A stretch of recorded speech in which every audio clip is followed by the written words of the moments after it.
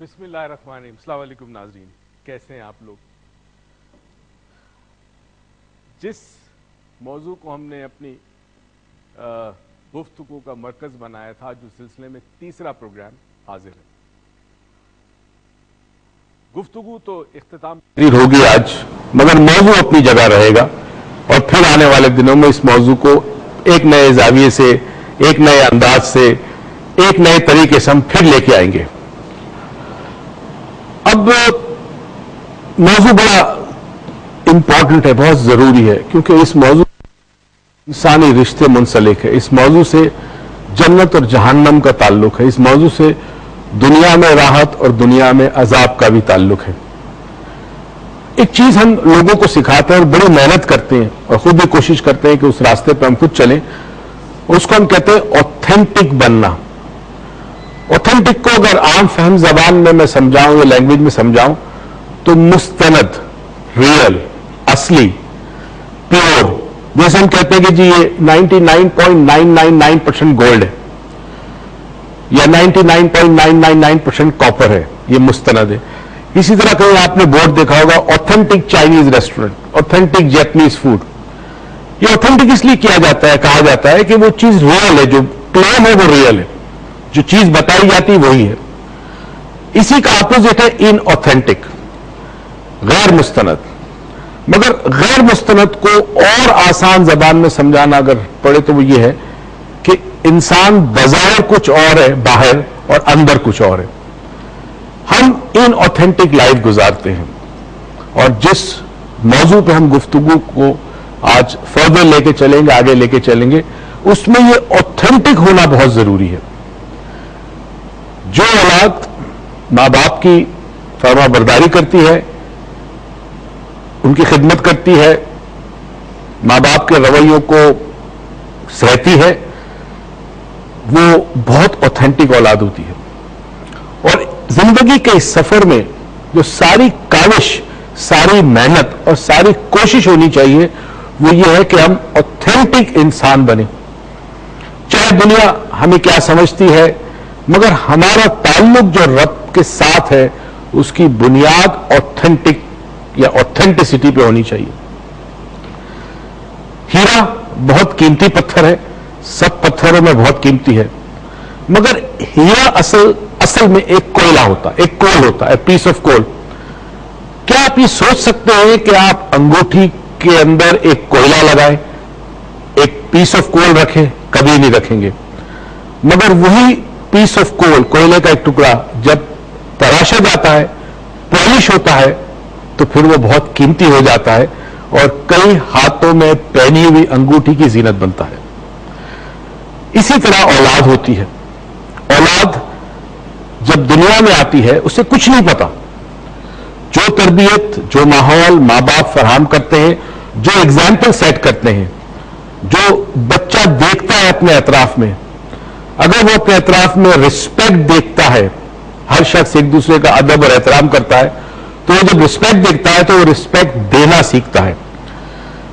وہ دیکھتا ہے سچائی اطراف میں، آنےسٹی دیکھتا ہے، ڈگنیٹی دیکھتا ہے، انٹیگریٹی دیکھتا ہے. تو آہستہ آہستہ یہ ویلیوز اپنے اندر انکلکیٹ کرتا ہے، سب کانشیسلی کرتا ہے، انکانشیسلی کرتا ہے.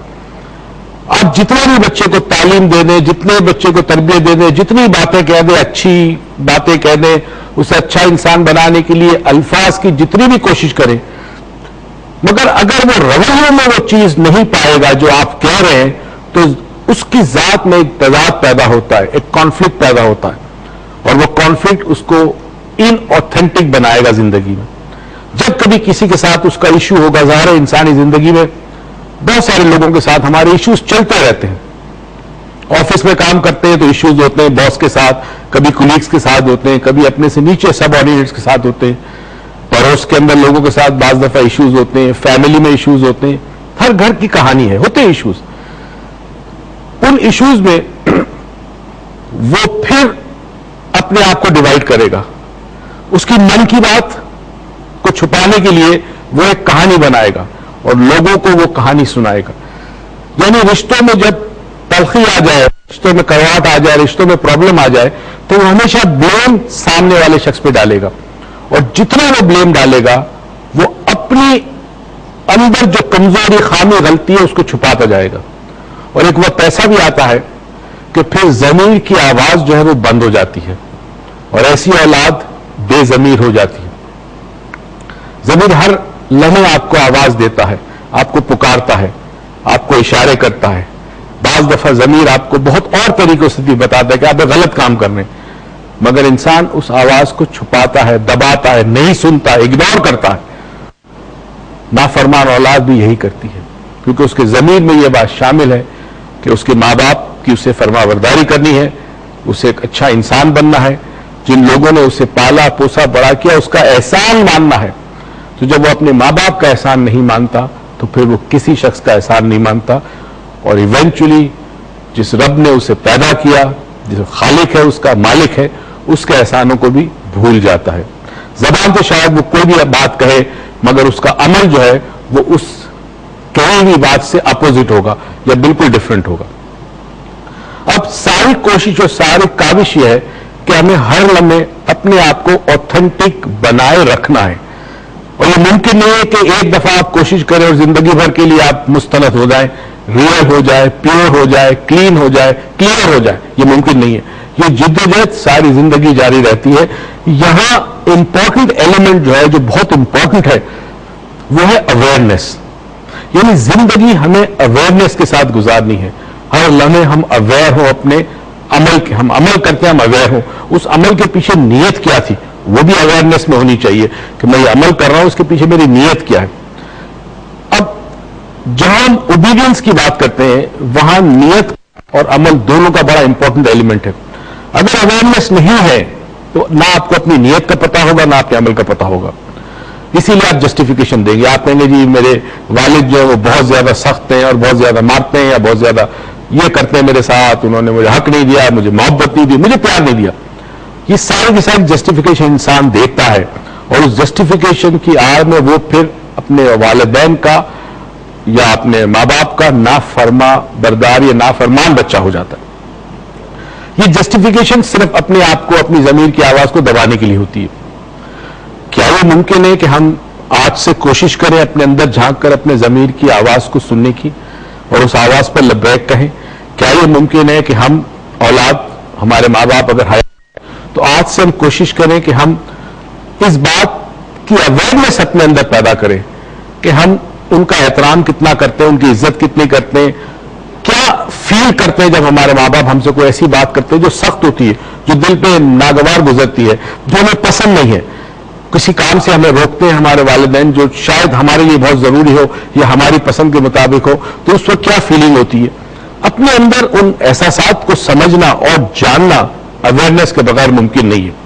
اور یہ اویئرنیس کی تربیت آپ آج سے شروع کر لیں. اس کے لیے کسی یونیورسٹی، کسی کالج، کسی اسکول میں جانے کی ضرورت نہیں ہے. یہ صرف ایک تھاٹ ہے کہ میں اویئرنیس کے ساتھ زندگی گزاروں. مجھے ہر لمحے پتہ ہونا چاہیے کہ میں جو فیل کر رہا ہوں، مجھے لیٹ سے غصہ آ رہا ہے اپنے والدین پہ، تو یہ غصے کی وجہ کیا ہے؟ کیا اس وجہ سے غصہ آ رہا ہے کہ میری اپنی کوئی خود غرضی شامل ہے، میری کوتاہی یا ناکامی یا میرے اندر کوئی ایسی صلاحیت نہیں ہے کہ جس کی نشاندہی میرے والدین نے کی ہے اور میں اس کا اعتراف کرنے کی بجائے اس جرم کو یا اس کمزوری کو یا اس ناکامی کو چھپانے کے لیے اظہار جو کرتا ہوں وہ غصے سے کرتا ہوں تاکہ والدین کی آواز میری دب جائے اور میں بظاہر اپنے اندر کی جو آواز ہے اس کو بھی دبا دوں. معاملہ بڑا سنگین ہے، اسی لیے میں نے کہا کہ گفتگو کا اختتام تو ہو جائے گا پروگرام میں مگر موضوع ختم نہیں ہوگا، کیونکہ یہ موضوع زندگی بھر کا موضوع ہے اور یہ چلتا رہے گا. گھر گھر کی کہانی ہے. آج ہم یہ بھی کوشش کریں گے کہ اگر آپ کے پاس کوئی ایسا تجربہ ہے، ایسا ایکسپیرینس ہے، آپ کی اولاد نافرمان ہے یا آپ سمجھتے ہیں کہ آپ نے اپنے والدین کی فرما برداری نہیں کی اور آپ کو گلٹ کی فیلنگ ہے، احساس جرم ہے، کال کریں، ہمیں بتائیں، ہمارے ساتھ شیئر کریں. میں آپ کو سکھاؤں گا کہ اوتھینٹک کیسے بنا جاتا ہے. کال کے ساتھ ساتھ ایک چیز ریکویسٹ آپ سے ہے کہ کوشش کیجیے گا جب آپ کال کریں تو اپنا نام اور شہر فوراً بتا دیں تاکہ ہم کم سے کم وقت میں آپ کی کال بھی سن لیں اور آپ کا جواب بھی دے سکیں. ایک بریک میں جاتے ہیں.